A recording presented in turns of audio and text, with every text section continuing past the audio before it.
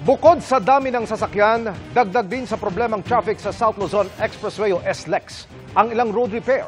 Ang sitwasyon doon, tinutukan live ni JP Soriano. JP!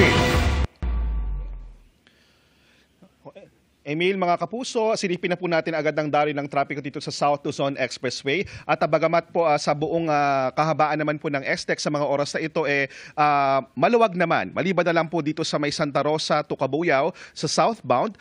Yan po yung mga papuntang sa mga probinsya ng Southern Luzon. Aabot na po sa 5 kilometers ang pila ng mga sasakyan at mabagal na nga po ang daloy ng trapiko. Pumunta naman po tayo sa Santo Tomas exit. Dito pa rin po yan sa southbound kung saan na mahaba na rin po ang pila, aabot po sa 1 kilometer ang pila ng mga sasakyan at buong maghapon nga po ay ganyan nga po ang naging lagay ng daloy ng trapiko sa SLEX. May mga areas po na may choke points na may traffic pero sa kahabaan naman po ay maluwag ang daloy ng trapiko. Matapos malagpasan ang mabigat na traffic sa EDSA Cubao at EDSA Ortigas, tuloy-tuloy na ang biyahe namin pa Makati hanggang makarating kami sa may Nichols area papasok ng South Luzon Expressway. Pero humandang maipit sa ilang choke points tulad sa north at southbound ng SLEX sa San Pedro exit na bumigat na ang daloy ng trapiko kanina. Ayon sa pamunuan ng SLEX, may ginagawa kasi na ilang bahagi ng highway kaya sumisikip.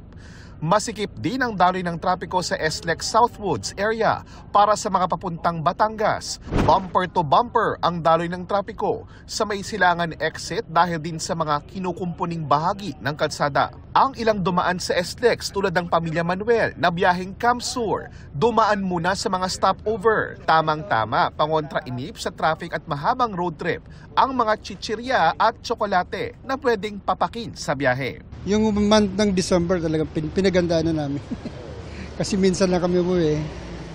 Twice a year lang. Maagang biyahe naman ang diskarte ng iba pang dumaan sa SLEX para sana iwas traffic. Sinadya namin na morning talaga kasi alam namin mamaya medyo medyo mabigat na yun. Sana mamaya pa. Baka napaaga lang kami. Merry Christmas!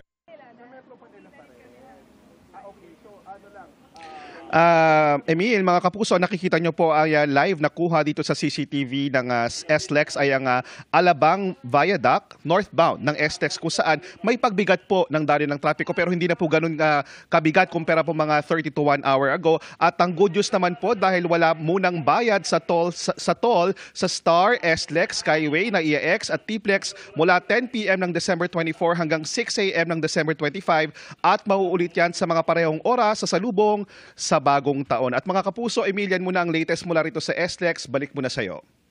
Maraming salamat, JP Soriano.